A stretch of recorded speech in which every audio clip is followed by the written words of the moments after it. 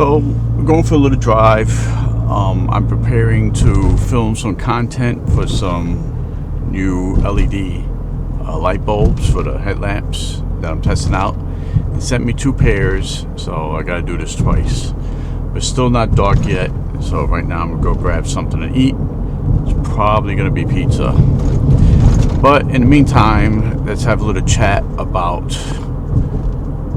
how living the hustle economy, how I'm making my money, how I don't want a real job, and what this channel is about is going so far. So it's been a couple weeks, maybe a week since my last video, and I had a pretty good week.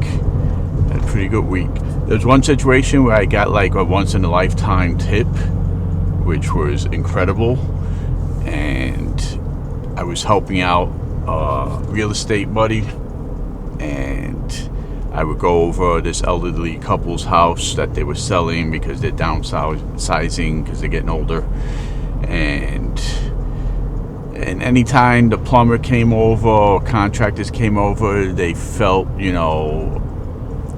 didn't like people in their house, so they felt a little bit unsafe and wary of strangers in the house. So once in a while I would go over and hang out with them and be like a little bodyguard work maybe, but I just pretty much hang out and whatever. And I did power wash their front wall, which was an easy job. The contractor already had the power washer on site, so I just borrowed it, cleaned up the wall just to give it some curb appeal that they weren't going to address. So I did that as a favor, expecting nothing from it. And then closing day came, and I was asked to drive them, basically Uber or chauffeur them to the closing lawyer's office because it's downtown. There's no parking. It's difficult driving. They were nervous for the closing anyway, so I was like, yeah, sure, they're nice people, I'll do it. So I did that, and at the end they gave me a thank you envelope, and I was expecting maybe an Uber fee, $50, $100, nothing more than that. To my surprise, and it was really a huge surprise, it was all hundreds, $1,000. And I was like, mind blown. And I opened it after I dropped them off, and we said goodbye and whatever, wished them good luck and everything. And then when I opened it, I was like, oh man. So that was a surprise. And just being nice, kind, doing what I felt was like a good deed, helping my buddy out, kind of paid off big time. I wasn't looking for it, but I guess generosity and kindness repeated themselves and came around quick.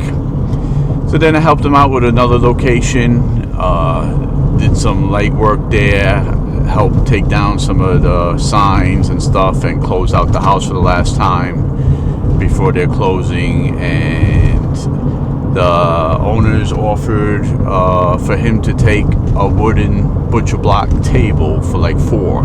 It's like 2x4 size table, super heavy. And he was like, hey, you want that table? And I thought about it. My car was full, and I knew how heavy that looked. It had stuff on top, and I almost didn't take it. But I said, you know what? That has some value. I think the least I could do is flip it. I would have kept it if I had space, but I'm trying to declutter as part of my plan. So I said, let me take it. Let me not lose an opportunity that I kind of feel that could be easy money. I could sell it for $50. And that's $50 I wouldn't have had. So I took it, muscled it into the back of the Subaru, and it was heavy. I was almost regretting my decision. So I put it in the back of the Subaru, and then I was like, you know what? I am not going to keep this because I don't want to take it out the car again unless I'm selling it. So what happens? I listed on Facebook Marketplace, and I didn't even take it out the car, and I took the pictures from outside the car, inside the car.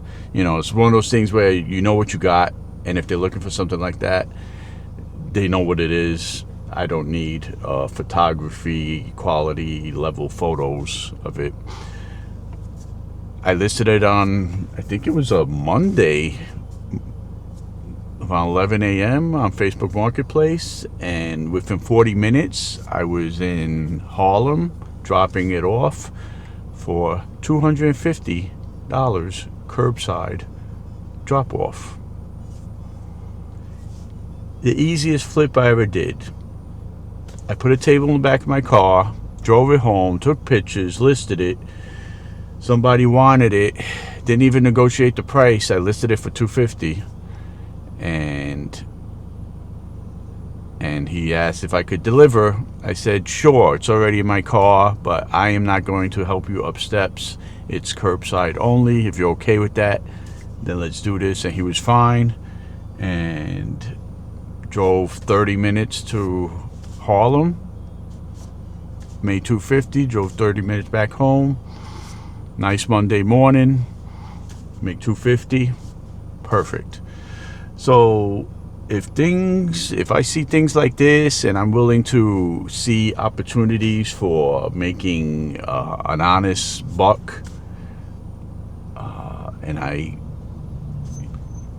keep ideas open and make good decisions, the cash could flow. The cash could flow without any headaches, you know, easy money. What else happened? We had a couple of tennis lessons. Tennis is kind of slow.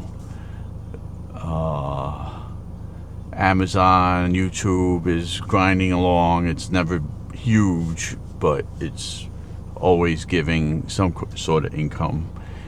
And so it's a very good week, turning out to be a good month. And I'm psyched to see what other opportunities pop up and see where they go.